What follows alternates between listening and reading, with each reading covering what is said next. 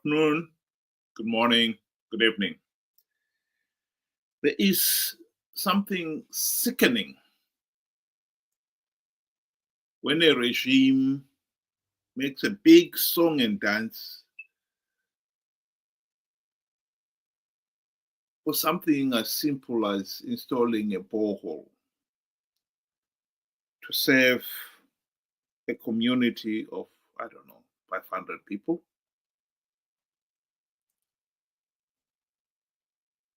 Because one is going to ask, why is it that that community was so helpless they could not do something like that for themselves?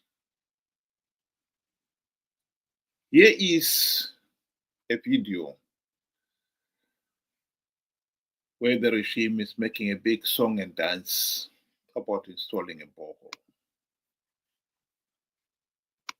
Lives are changed.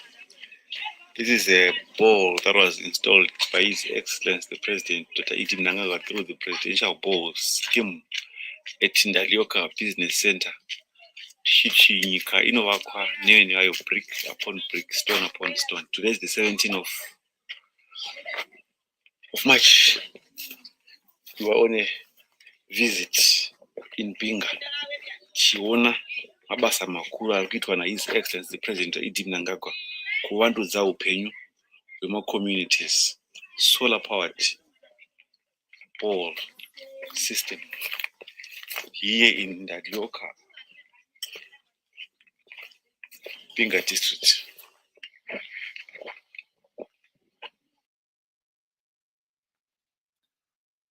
So very well. So up to now, these people, they've been so helpless. They've been drinking water from shallow wells or from the river or whatever. This is truly sickening. Soon after independence, Robert Mugabe was advised by the late John Robertson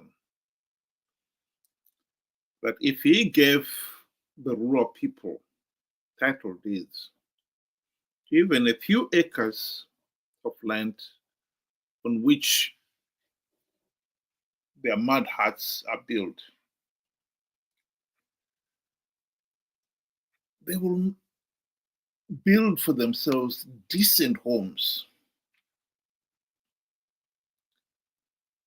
They'll be able to plant fruit trees, dig wells, and otherwise improve that piece of land.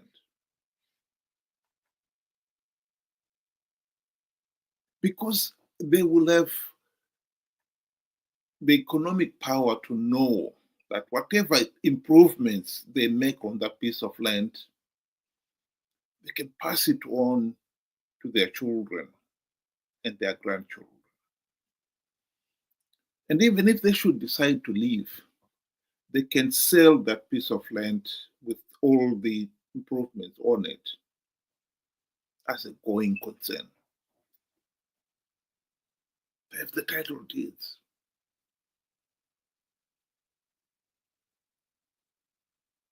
Mugabe rejected the advice. He didn't say it, but it was clear why. He did not want to economically empower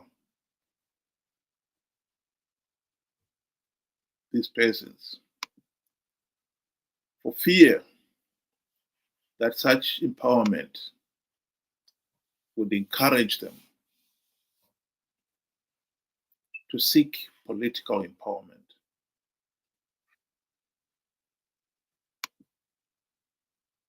And so they were being deliberately kept poor for political reasons.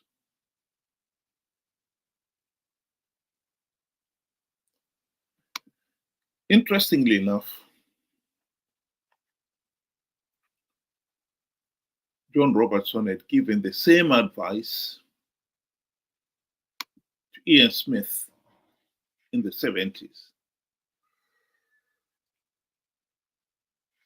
And Ian Smith had rejected the advice for the same selfish political reasons. He did not want to economically empower the blacks because the next thing they will be asking for is political empowerment. This has been a running theme in Africa. The whites kept the blacks poor for their own selfish political reasons. And the incoming black government has too kept the blacks poor for their own political reasons. Here is Margaret Longo, herself the liberation war fighter, and after independence she was a Zanu PF MP for a while and then became an independent MP, speaking to the very issue of why Zanu PF is refusing to economically and meaningfully empower the ordinary people. They have wrong priorities, especially the current government. How can you go and build an airport which services a few people, and the majority are the elite and the so-called investors? Look at the rural. I made you come to interview me because I wanted you to have the experience of the roads that we are using. If we go today to our hospital there, you feel pity with that's a hospital in a rural area. If we go to our clinic, you feel pity. We have no piped water here. Do you know the reason why the rural people vote for Zanu PF? One, they're intimidated. Two, the policy is that the rural people should remain poor and subservient to the government. They should remain poor because if they remain poor, they continue singing the song for their master. This is why these people have been impoverished. It's for a reason. Because at the moment, if you economically empower these people, they'll go out of hand. Zanu PF will never have control over them.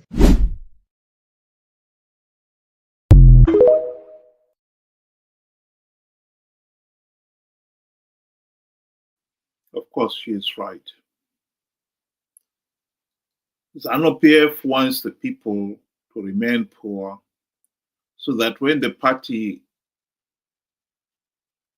do something like this, install a borehole, the people are forever grateful. It's pathetic. This is pathetic.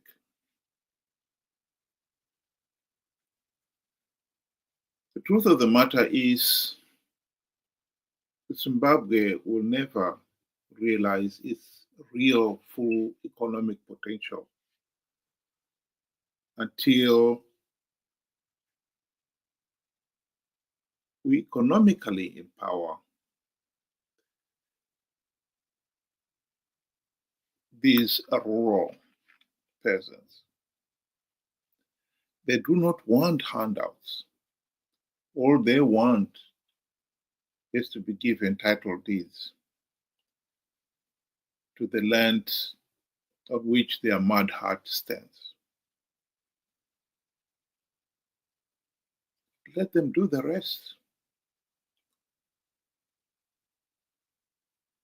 They will invest, sell their cattle to build a decent house because they will have the confidence of knowing that they can sell that house.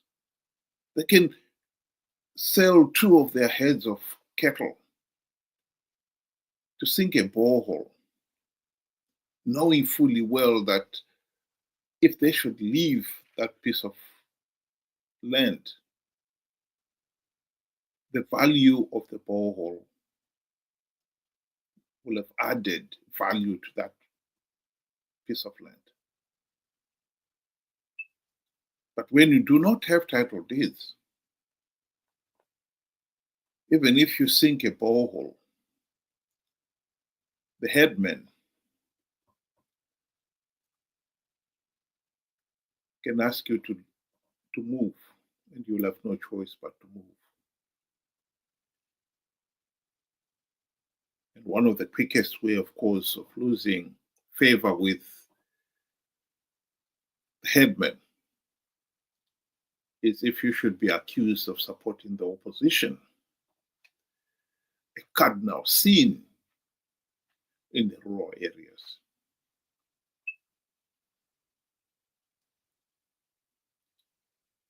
Zanu PF is holding the nation to ransom.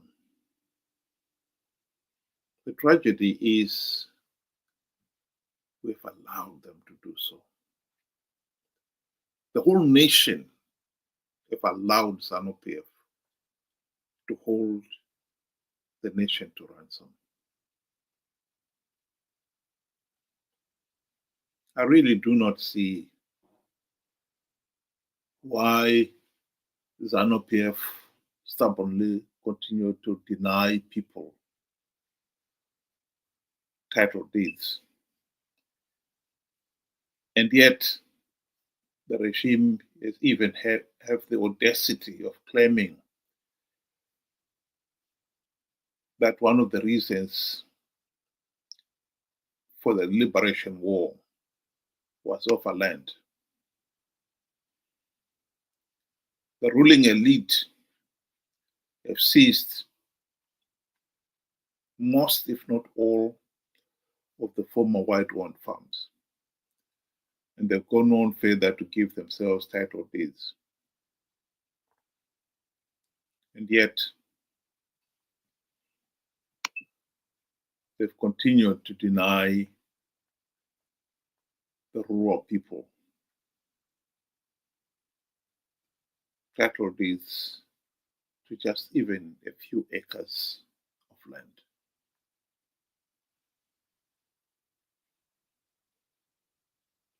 Tragic. That is truly tragic. And the very fact that Zimbabweans out there have allowed this miserable state of affairs to continue 45 years after independence beggars belief.